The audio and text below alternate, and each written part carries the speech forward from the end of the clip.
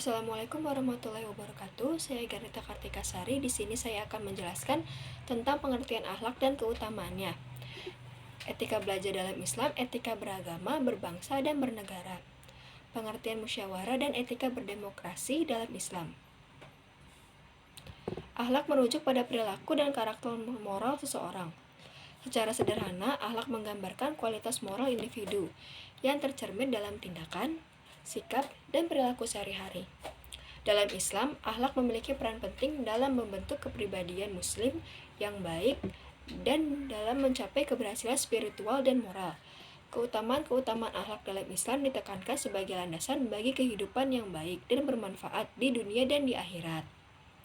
Yang pertama, pengertian akhlak dalam Islam. Akhlak dalam Islam mencakup serangkaian norma dan nilai moral yang diajarkan oleh Allah melalui Al-Quran dan contoh teladan Nabi Muhammad SAW.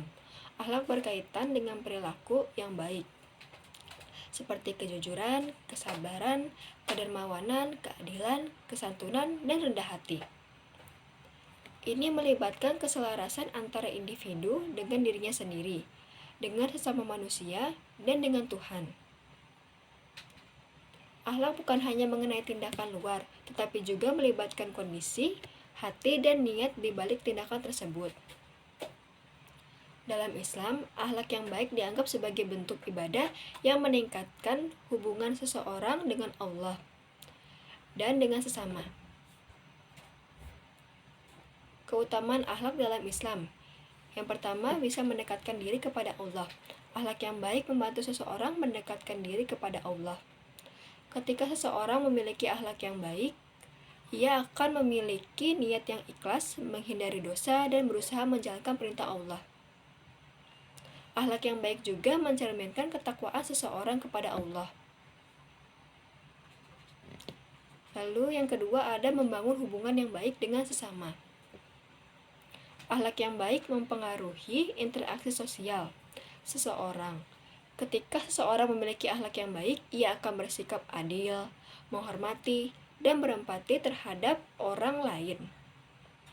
Ini membantu dalam membangun hubungan yang baik, harmonis, dan penuh kasih sayang dengan keluarga, tetangga, teman, dan masyarakat secara umum. Lalu yang ketiga itu adalah membentuk kepribadian yang baik. Akhlak yang baik membentuk kepribadian seseorang. Kepribadian yang baik ditandai dengan sifat-sifat seperti kesabaran, rendah hati, kejujuran, dan keteguhan hati dalam menghadapi cobaan dan godaan. Dengan memiliki kepribadian yang baik, seseorang dapat menjadi teladan yang baik bagi orang lain.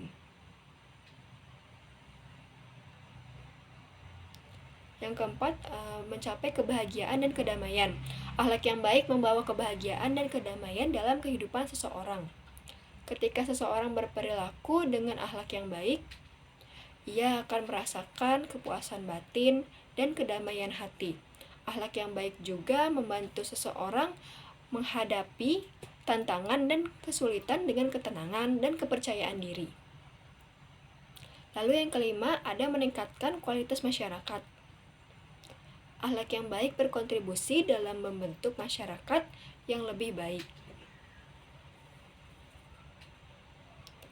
Lalu yang keenam itu adalah mendapatkan pahala dan keberkahan. Dalam Islam ditegaskan bahwa Allah menyukai hambanya yang memiliki akhlak yang baik. Dengan memiliki akhlak yang baik, seseorang dapat mendapatkan pahala dan keberkahan dari Allah. Lalu ada adab atau etika belajar dalam Islam mencakup tata cara dan sikap yang dianjurkan dalam proses belajar. Berikut adalah beberapa adab atau etika belajar dalam Islam. Di antaranya, yang pertama ada niat yang ikhlas. Sebelum memulai belajar, seseorang harus memiliki niat yang ikhlas untuk mendapatkan pengetahuan yang bermanfaat dan untuk meningkatkan ibadah kepada Allah. Niat yang ikhlas ini merupakan dasar penting dalam setiap ibadah, termasuk dalam belajar. Lalu yang kedua itu adalah menyucikan niat. Selain memiliki niat yang ikhlas, penting juga untuk menyucikan niat dalam belajar. Tujuan belajar haruslah semata-mata untuk mendapatkan pengetahuan yang berguna dan untuk meningkatkan kualitas diri dalam beribadah kepada Allah. Lalu yang ketiga itu adalah mempersiapkan diri. Sebelum memulai belajar, disarankan untuk mempersiapkan diri dengan mengatur waktu, tempat, dan kondisi yang kondusif. Memastikan adanya ketenangan, konsentrasi, dan suasana yang nyaman dapat membantu meningkatkan efektivitas belajar. Lalu yang keempat itu adalah berdoa sebelum memulai belajar. Disarankan untuk berdoa kepada Allah agar diberikan kemudahan, pemahaman, dan keberkahan dalam proses belajar. Berdoa juga membantu mengarahkan hati dan pikiran kepada Allah, sehingga belajar dapat dilakukan dengan fokus dan kehusyuan. Lalu yang kelima ada menjaga kesungguhan. Ketika belajar, seseorang harus menjaga kesungguhan dan kehusyuan dalam memperoleh ilmu. Hindarilah gangguan-gangguan yang dapat mengalihkan perhatian dari pembelajaran. Lalu yang keenam itu adalah menghormati guru atau pembimbing. Dalam Islam, menghormati guru atau pembimbing memiliki nilai yang tinggi. Seseorang yang belajar diwajibkan menghormati dan menghargai guru atau pembimbingnya. Hal ini termasuk dalam mendengarkan dengan penuh perhatian, menghormati pendapat, serta mematuhi tuntutan dan nasihat yang diberikan. Lalu yang ketujuh itu ada tawadu atau rendah hati. Ketika belajar, seseorang harus menjaga sikap rendah hati dan tidak sombong, mengakui ketidaktahuannya dan terbuka untuk belajar dari orang lain. Akan membantu meningkatkan pemahaman dan kualitas belajar. Lalu yang kedelapan itu ada bertanggung jawab. Setelah memperoleh pengetahuan, seseorang diharapkan untuk bertanggung jawab dalam menggunakan dan mengamalkan ilmu yang diperoleh. Ilmu yang baik harus diterapkan dalam kehidupan sehari-hari dan dalam beribadah kepada Allah. Adab atau etika belajar dalam Islam mengajarkan dengan belajar penuh kesungguhan, kesabaran, rendah hati, dan rasa hormat terhadap ilmu dan pengajarannya. Dengan mengamalkan adab-adab ini, proses belajar menjadi lebih bermakna dan membawa manfaat yang baik di dunia maupun di akhirat. Dikarenakan dengan mempelajari adab, maka engkau jadi mudah memahami ilmu. Sebab kepintaran tidak ada artinya apabila seseorang tidak memiliki adab. Begitu pentingnya adab hingga Allah SWT menempatkan sebagai hal yang paling utama. Sebab kepintaran pun tidak ada artinya apabila seseorang tidak memiliki adab. Ilmu bisa saja berbahaya bagi pemiliknya dan orang lain karena tidak didampingi dengan adab. Itulah mengapa saya juga harus memahami peran penting menanamkan adab pada proses pengembangan karakter peserta didik yang baik. Karena di era saat ini, adab dan karakter mulai pudar oleh perkembangan zaman. Banyak peserta didik yang mengabaikan betapa pentingnya adab dan karakter dalam dunia pendidikan. Lalu yang ketiga ada etika beragama, berbangsa, dan bernegara dalam Islam. Mencakup tata cara dan sikap yang dianjurkan oleh agama Islam dalam menjalani kehidupan sebagai seorang muslim di masyarakat. Berikut adalah beberapa aspek penting dalam etika beragama, berbangsa, dan bernegara dalam Islam. Etika beragama. Yang pertama ada iman dan ketakwaan. Etika beragama dalam Islam dimulai dengan membangun iman yang kuat kepada Allah dan menghidupkan ketakwaan, yaitu kesadaran dan kepatuhan yang tulus kepadanya. Yang kedua adalah ibadah dan amal soleh. Seorang muslim diharapkan menjalankan ibadah-ibadah wajib seperti sholat, puasa, zakat, dan haji dengan sungguh-sungguh. Selain itu, amal soleh atau perbuatan baik juga merupakan bagian dari etika beragama dalam Islam. Lalu yang ketiga ada toleransi dan keadilan.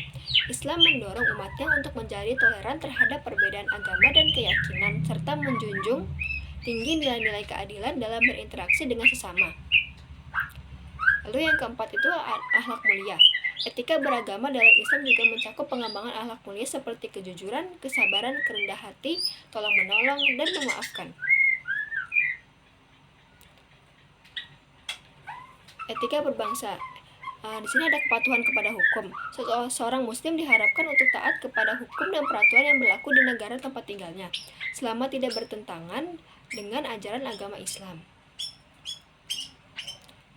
Yang kedua ada cinta tanah air. Etika berbangsa dalam Islam mendorong cinta dan loyalitas terhadap tanah air dan bangsa tempat tinggalnya.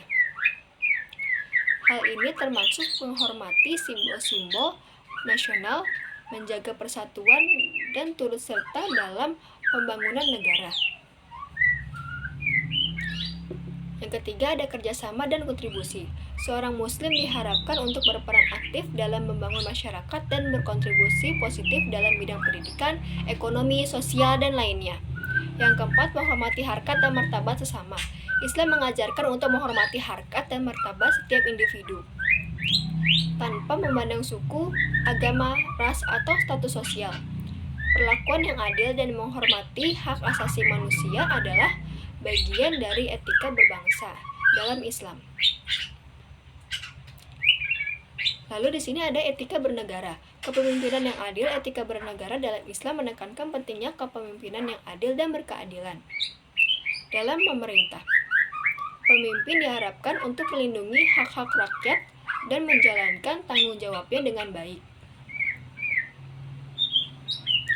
Yang kedua, menghormati konstitusi. Seorang muslim diharapkan untuk menghormati konstitusi dan sistem hukum yang berlaku di negaranya selama tidak bertentangan dengan ajaran agama Islam. Yang ketiga, ada kepedulian sosial. Islam mendorong umatnya untuk peduli terhadap masalah sosial. Yang keempat, di sini ada musyawarah dan etika berdemokrasi dalam Islam. Adalah dua konsep yang saling terkait dan memiliki nilai penting dalam menjalankan urusan publik dalam masyarakat muslim. Dalam konteks Islam, musyawarah dan demokrasi memiliki pengertian dan prinsip yang berbeda dari masyarakat dan negara-negara lain. Di sini akan menjelaskan pengertian musyawarah dan etika berdemokrasi dalam Islam, serta nilai-nilai yang terkait dengan keduanya. Pengertian musyawarah dalam Islam. Musyawarah adalah proses diskusi dan pembahasan yang dilakukan oleh sekelompok orang dengan tujuan mencapai mufakat atau kesepakatan dalam memecahkan masalah atau mengambil keputusan. Dalam Islam, musyawarah memiliki landasan dan nilai penting dalam mengatur kehidupan bermasyarakat dan bernegara. Musyawarah dalam Islam dipahami sebagai suatu prinsip yang dianjurkan dan diajarkan oleh Nabi Muhammad SAW kepada umatnya. Nabi Muhammad SAW sering melibatkan para sahabatnya dalam proses musyawarah untuk membahas dan mengambil keputusan dalam berbagai hal yang berkaitan dengan kehidupan sosial, politik, dan agama. Musyawarah juga dianggap sebagai bentuk implementasi dari ajaran Islam tentang keadilan, persaudaraan, dan konsensus.